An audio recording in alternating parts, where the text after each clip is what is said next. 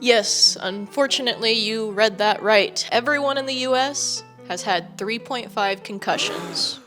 Or actually, everyone in the US has the brain damage equivalent of 3.5 concussions. Have you noticed that your memory is a little bit worse than it was 5 years ago? Have you noticed that the drivers on the road are a little bit worse now than they were 5 years ago? Have you noticed the planes falling out of the sky that weren't 5 years ago? Don't y'all love it when we never learn from history and instead we just keep repeating it, never changing? But now, everyone in America has had 3.5 concussions. And what do I really mean by this? Well, when the novel SARS-CoV-2 virus appeared, we put scientists to work. Figure out how this virus works as quickly as possible as it maims the population. And they did. We now have almost 500,000 studies going over the many different ways that this disease fucks up our bodies. 500,000. And for something that's been described as no worse than the common cold or the flu, 500,000 seems a little excessive. Unless, of course, somebody's lying about the severity of COVID-19. I'm for real, guys. I'm for real. You know, I saw this tweet the other day that said, does anybody else feel like the pandemic was a much bigger break in society than we knew at the time? Like in 20 to 30 years, it's going to be clearly seen as a tipping point.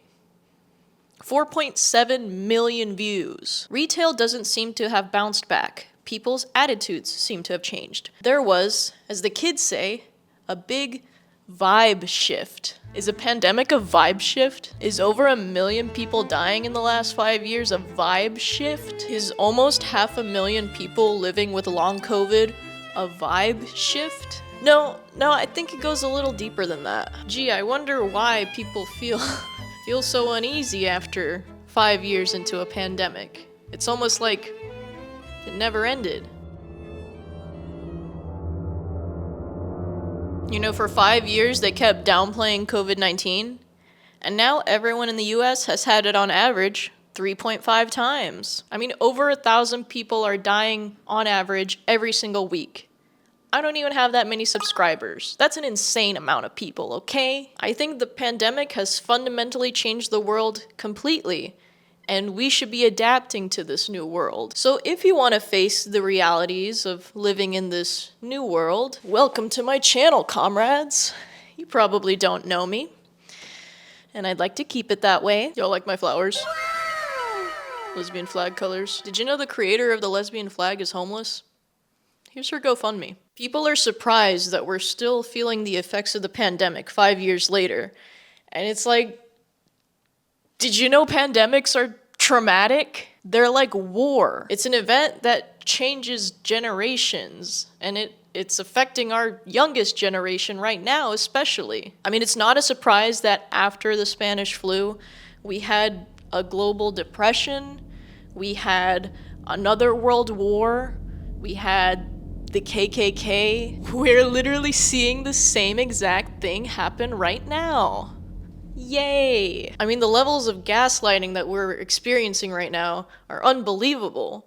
We all feel the uneasiness. Early on, the scientists discovered that the disease affects every system in the body. Heart, lungs, even your bones. But most importantly for me is they discovered it affects the brain dramatically. Scientists found out that even mild cases of COVID-19, mild or asymptomatic cases of COVID-19, meaning no symptoms, even those cases led to a drop in IQ, otherwise known as brain damage. Oh no! Did you know losing your sense of smell is brain damage? I mean, it makes sense, right? People, even with mild cases, were losing up to 2% of their brain matter from one infection. 2% is 10 times higher than the normal rate of losing brain matter due to aging. So this virus is aging your brain 10 times faster than it would normally. It's aging your brain. And that's just from one infection. These effects stack. If you continuously get the infection once or twice a year, that 2% is another 2% the next year, and another 2% the next year, and then another. So when I say all Americans have had 3.5 concussions, it's more of an analogy, or anal ogie, if you're my English teacher in 7th grade. Not all concussions are the same, but all concussion lives matter. Maybe your first concussion was mild, and you could just go to work the next day and drive fine. But the next one makes you bedbound. It's kind of the same thing here. Each infection, or bonk on the head from a concussion, is going to affect you differently. But I'm pretty sure getting brain-damaging concussions over and over and over again doesn't make you healthier over time. These scientists found out that this virus actually hides in the brain and in the marrow of your skull. It hides, it creates a reservoir, and it just stays there for up to 4 years, they say. They say 4 years because that's how long the studies have been going. We actually don't know how long this will stay in our bodies. I'm assuming until you die, but after you die, you don't have to worry about it, right? And neither does the government. So the scientists were saying, this is really bad. And the government was saying, get back to work. Our government also got to work in manufacturing consent for mass death. Sacrifice your health, your long-term health, and your child's health for capital. And now you probably have brain damage. And what do we get in return? What do we get in return? I'm still trying to figure that out. What do we get in return? I don't know. I kind of feel like I'm losing more than I'm gaining. How do y'all feel about that? And how did we let this happen? Well, first we sacrificed grandma.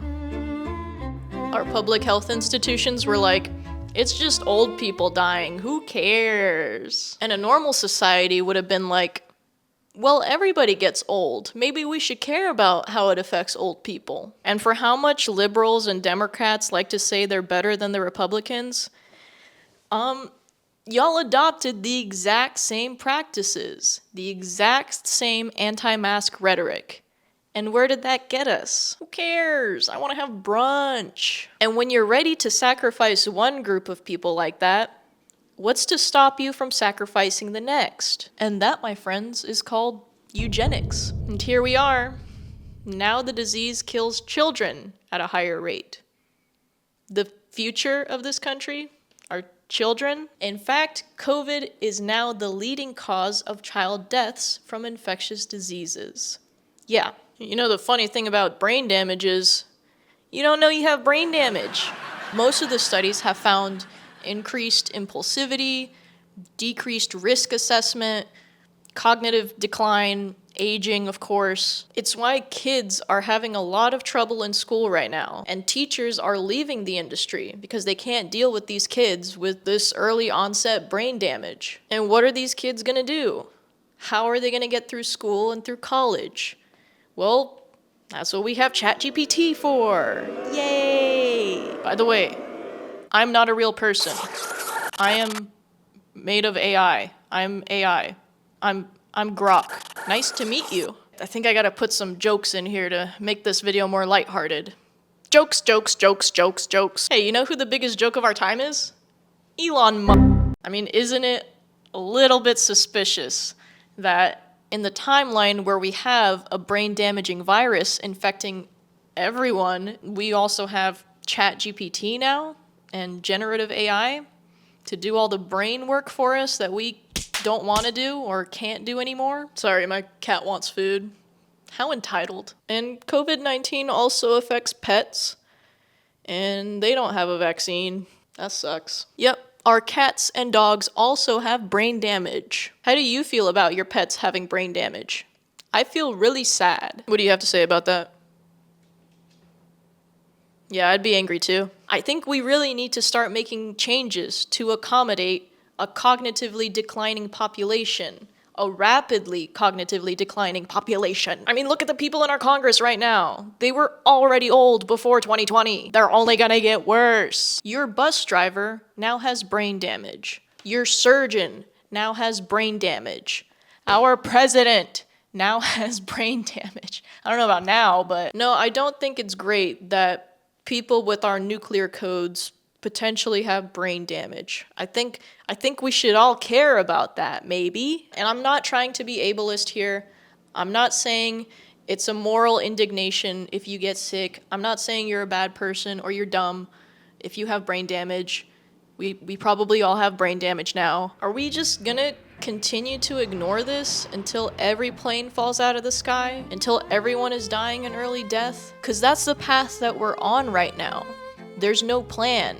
It's just mass death. The vax and relax strategy doesn't work because the virus keeps mutating faster than our vaccine creation. So these old vaccines, they don't protect you from the new variants, the new mutations. And vaccines don't affect transmission. You can still transmit COVID-19 if you're vaccinated. You can still transmit it if you're sick with it. The vaccines just lower your chances of ending up in the hospital. But you can still get the virus. You can still transmit the virus to your loved ones. And each time you do that, you lose up to 2% of your brain matter. Are you cool with that? Liberals are not gonna save us. Republicans sure as hell are not gonna save us. Right now, more than anything, we need community. You need to talk to your friends and family. You need to figure out your health baseline and organize. Volunteer at a mutual aid group. Volunteer at a mask block. Volunteer at a soup kitchen. Stop giving money to these politicians that don't care about you.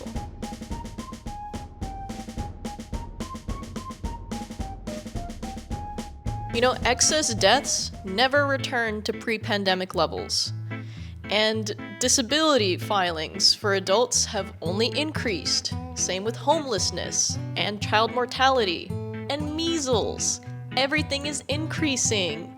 Yay, capitalism. And the government's just gaslighting us into thinking this is normal.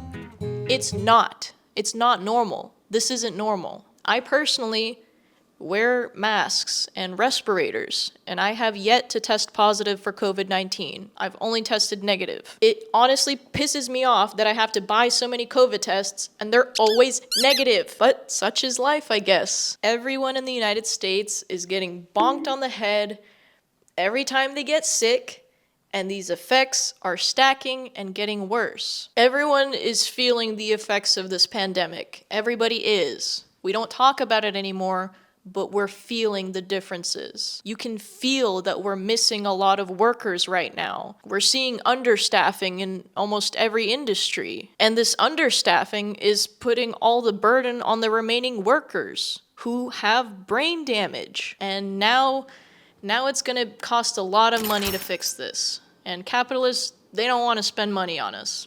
They actually want you to spend money for them. In conclusion, In conclusion, you probably have brain damage.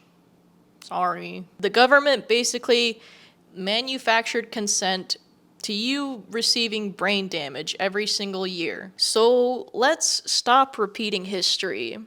Let's not have another world war, please. Let's change our behavior for the better. I'll be releasing some videos soon about what I think we need to do to fix this. Subscribe if you want to hear about socialism or Chuck E. Cheese. I guess I'll never know which one you subscribed for. There are people that still care. There are people that still want the truth to be known. There are still people that are fighting for the children that we are continuously reinfecting every year. If you're the type of person that cares, join me. Talk to me. I mean, it sure would be nice to have more friends right now. You know, funny story. Actually, it's a sad story. All my friends, my main best friend group, they all went to Disney World without me. And without telling me. I don't know, maybe I'm just a little too depressed for them. But can a depressed person do this?